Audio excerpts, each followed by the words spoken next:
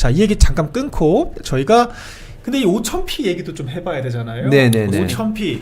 근데 이게 참 풍요 속의 빈곤이라고 하죠. 제가 아까 그 AI에서 분석한 사진 하나를 또 공유를 했는데 이게 코스피가 5000이라고 하더라도 우리나라의 어떤 환율과 이 원화 가치 등을 생각했을 때는 사실상 그 정도가 아닐 수가 있다는 거죠. 그래서 이게 기업 가치가 증가하고 국가가 전반적으로 팽창하게 되면서 자연스럽게 오른 코스피가 아니라 인위적으로 만들어진 코스피이기 때문에 그 값어치를 오로지 5000p라고 부응회를 할 게 아니다. 이제 이런 분석들이 있거든요, 의원님.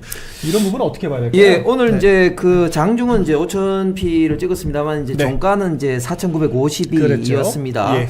그럼에도 불구하고 1978년도 우리 대한민국의 주식 시장이 만들어진 이래로 48년 만에 5000p를 장중에 찍었다는 것은 대단히 좀 의미는 있죠. 그렇죠. 자, 그런데 우리가 이 내부를 자세히 좀 들여다봐야 되는데 그러면 5000p가 왜 됐느냐?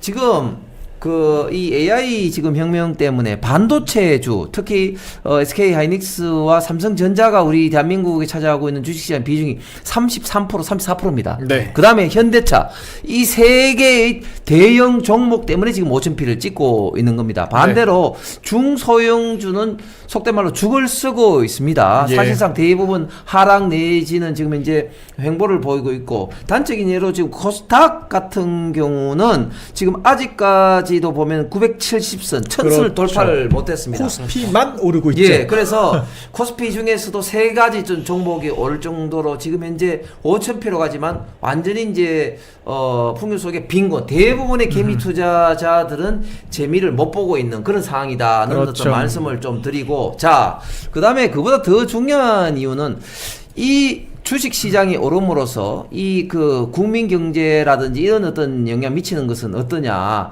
그런데 지금 현재 아까 말씀드린 현대자동차라든지 삼성전자, 하이닉스 같은 경우는 지금 해외 공장들이 굉장히 많이 있어요. 그래서 기업의 실적이 우리 대한민국에 좋은 영향을 미치는 것이 아니라 그 많은 국부가 지금 외국으로 특히 삼성이나 SK 하이닉스, 현대자동차가 투자한 미국의 고용 창출이 되고 미국의 어떤 소득 성장으로 이어지고 있는 거죠. 네. 그러니까 굉장히 큰 문제입니다. 그 다음에 가장 근본적으로는 우리가 정확하게 해야 되는데 소위 말해서 경제 상황을 나타내는 4대 지표가 있습니다. 4대 지표가 그렇죠. 뭐냐면은 GDP, 그 다음에 물가, 수출, 고용입니다. 네. 주가는 경제 상황을 나타내는 주요 지표가 아닙니다. 그러니까 이 주가라는 것은 이 주식 시장에 들어와 있는 몇몇 개의 기업의 단순하게 지금 실적표를 나타내는 겁니다. 이게 전체 우리 대한민국의 경제 상황을 나타내는 것은 아닌 것이죠. 그런데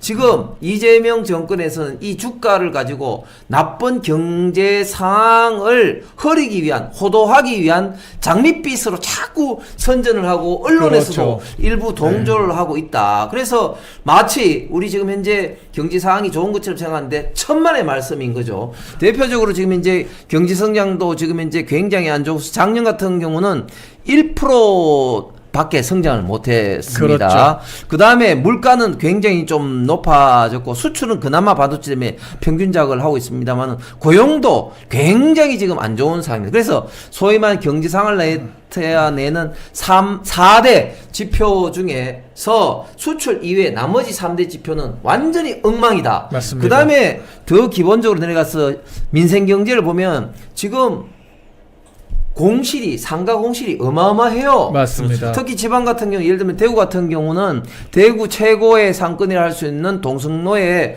공실이 지금 현재 25%, 26%입니다. 4개 중에 하나는 비어있네요. 그렇습니다. 네. 어마어마한 이런 실물 경제, 민생 경제는 정말 엉망이다. 특히 또 환율 상승으로 인해서 수입 물가, 그 다음에 수입 농산물, 기름 이런 것들은 엄청나게 상승하고 물가가 상승해서 서민들이 받고 있는 고통은 정말 어마어마하다. 이런 상황인데 오로지 주가를 가지고 마치 경제가 좋은 것처럼 이재명 정권은 호도를 하고 언론은 덩달아 지금 춤을 추고 있는 거죠.